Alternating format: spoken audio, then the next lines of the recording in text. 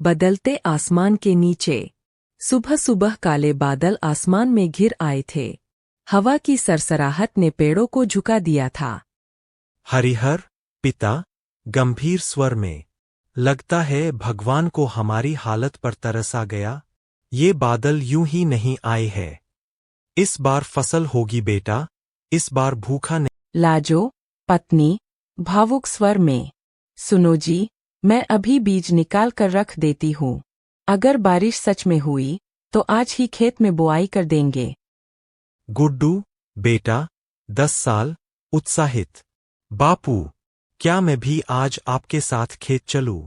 मैं मिट्टी में खेलूंगा और बैल को भी चलाऊंगा। चंपा, बेटी, 7 साल, चहकते हुए, माँ, अगर बारिश हुई तो मैं अपने कागज की नाव तैराऊंगी, ठीक उस गली में जहां से पानी बहता है। दादी बुआ, माँ, आंखों में आंसू, पिछले साल की तरह झूठी न हो ये घटा। हे भगवान, इस बार हमारे घर का चूल्हा ना बुझे। नंदू बैल, मन ही मन, चलो कुछ तो राहत मिलेगी। अब खेतों में चलना तो पड़ेगा, पर कम से कम भूखे नहीं रहना होगा। पहली बूंदें और पहली हंसी। दोपहर के करीब पहली बूंदें गिरीं। धीरे धीरे टप-टप बूंदें तेज हो गईं और पूरा गांव पानी पानी हो गया। हरिहर का परिवार छत के नीचे आकर बारिश को देखता रहा। हरिहर, मुस्कुराते हुए, देखो, बारिश हो रही है। इस बार खेत भीगेगा, बीज जमेगा और पेट भरेगा। लाजो, छोटे से दिए में घी डालते हुए, मैंने तो मनौती मानी थी, अगर बारिश हुई तो मंदिर में 5 दीप जलाऊंगी। आज ही जाना होगा। दादी बुआ, हाथ जोड़कर, हे इंद्रदेव, तेरा लाख लाख धन्यवाद। तूने हमारे सूखे आंगन में हरियाली भेज दी।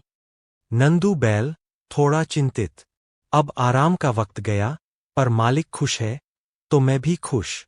चलो, खेत की मिट्टी फिर महकेगी। खेतों की ओर। बारिश रुकने के बाद हरिहर और गुड्डू खेत की ओर निकले। पीछे पीछे नंदू बैल और हाथ में बीज की छोटी पोटली लिए लाजो। पूरा परिवार खेत की ओर बहा, जैसे कोई त्योहार हो। हरिहर, खेत को देखकर, ये देखो मिट्टी भीग गई है, अब तो बीज धरती में जमेगा।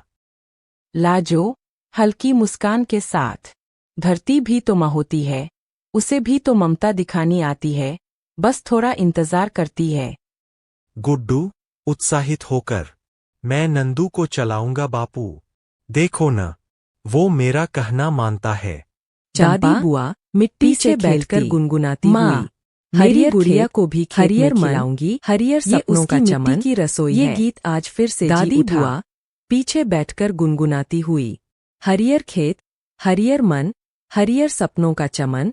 ये गीत आज फिर से जी उठा। गांव की चहलपहल, पूरा गांव खेतों की ओर उमड़ पड़ा। जैसे जैसे बारिश तेज हुई, लोगों की उम्मीदें भी गाढ़ी होती गईं।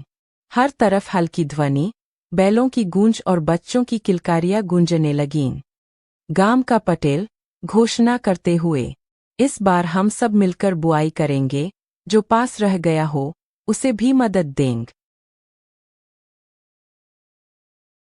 गुड्डू और चंपा एक साथ, हम खेत के बच्चों की तरह है, जितनी मिट्टी उतनी मस्ती। रात की बात। रात को सब घर लौटे, भीग चुके कपड़े, गीले बाल, लेकिन चेहरों पर राहत और संतोष की चांदनी थी। दादी बुआ ने दिया जलाया और सबने एक साथ बैठकर रोटी खाई। एस्टरिस्क। शांति देवी और आम के अचार की महक। एक छोटे से गांव के छोर पर नीम के पेड़ की घनी छाव में एक पुराना सा घर था। उस घर की आत्मा थी शांति देवी, जिन्हें सब प्यार से नानी कहकर बुलाते थे। शांति नानी का जीवन बहुत सरल था। सुबह सूरज की पहली किरण के साथ उठना। उनके पति का देहांत कई साल पहले हो चुका था और उनका इकलौता बेटा रमेश शहर में एक बड़ी कंपनी में काम करता था। एक दिन रमेश अपनी पत्नी सुनीता और 2 बच्चों रोहन और प्रिया के साथ गांव आया। उसने माँ से कहा, माँ, अब आप यहाँ अकेली नहीं रहेंगी, आप हमारे साथ शहर चलेंगी। वहाँ आपकी देखभाल भी अच्छे से होगी और हम सब साथ रहेंगे। शांति नानी का दिल बैठ गया। अपना घर, अपना आंगन, यह नीम का पेड़, यह सब छोड़कर जाना उन्हें गवारा न था। पर बेटे की जिद और अपनी बढ़ती उम्र का वास्ता देकर उन्होंने भारी मन से हामी भर दी। शहर का जीवन गांव से बिल्कुल अलग था।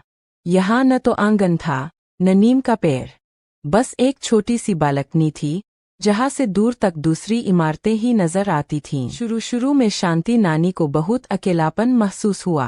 वह किसी से बात करना चाहती, पर किसी के पास समय ही नहीं था। उनके लिए यह ऊंची इमारत एक पिंजरे जैसी थी। वह बालकनी में खड़ी होकर घंटों आसमान को ताकती रहती और अपने गांव को याद करती। उन्हें अपने हाथ के बने आम के अचार की याद आ गई, जिसकी खुशबू पूरे गांव में फैल जाती थी। उन्होंने सुनीता से कहा, बहू, क्या हम थोड़े कच्चे आम ला सकते हैं? मैं अचार डालना चाहती हूँ। सुनीता ने थोड़ा झिझकते हुए कहा, माँ जी, क्या जरूरत है इतनी मेहनत करने की? बाजार में एक से बढ़कर एक ब्रांड के अचार मिलते हैं, मैं ले आऊंगी। नानी ने मुस्कुराकर कहा, बेटी, जो बात हाथ से बनी चीज में होती है, वो बाजार की चीजों में कहा। बस एक बार मेरा मन है। रमेश ने भी माँ की बात का समर्थन किया और अगले दिन ढेर सारे कच्चे आम और मसाले घर आ गए।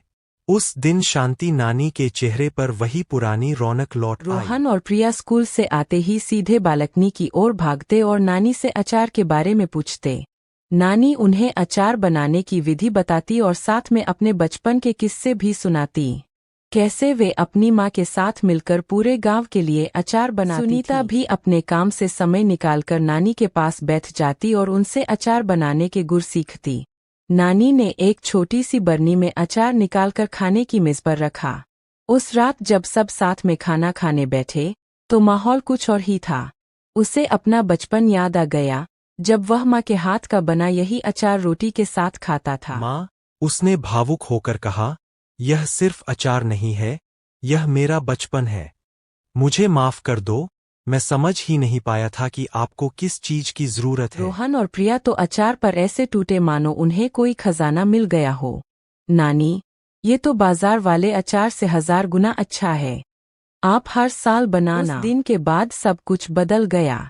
शांति नानी अब उस घर की जरूरत बन गई थी। वह सिर्फ एक बूढ़ी औरत नहीं, बल्कि उस परिवार की जड़ों को सींचने वाली ममता की मूरत थी। उन्होंने बालकनी में तुलसी और गेंदे के छोटे छोटे पौधे लगा लिए थे। वह अब भी सुबह जल्दी उठती थीं, लेकिन अब उनके चेहरे पर अकेलेपन की उदासी नहीं, बल्कि एक संतुष्टि और अपनेपन का भाव होता था।